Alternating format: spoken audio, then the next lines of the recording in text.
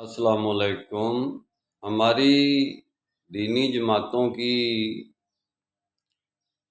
Islamic phobia اور brain washing part 1 سے آغاز کر رہا ہوں۔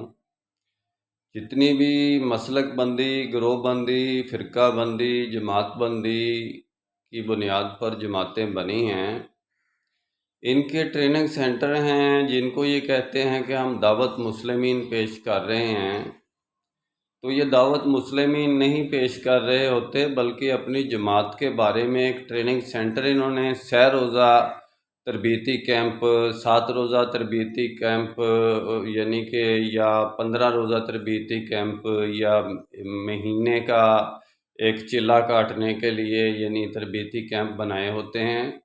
اس میں یہ اپنے کارکنان کی برین واشنگ کرتے ہیں، اسلامک فوبیا پیدا کرتے ہیں، اور وہ ہر گروپ یہ سمجھتا ہے کہ میں ہی درست ہوں اور میں ہی اسلام ہوں اور ہم ہی درست لوگ ہیں اور ہم ہی اصل میں وہ جماعت ہیں جو محمد رسول اللہ صلی اللہ علیہ وسلم کی جماعت تھی۔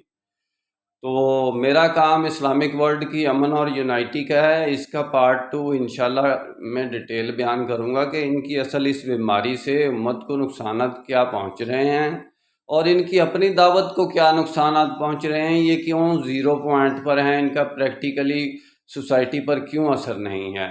انشاءاللہ ڈیٹیل میں بات پھر ہوگی۔ نسبت وحدت خدمت خیر کے ساتھ، اللہ حافظ۔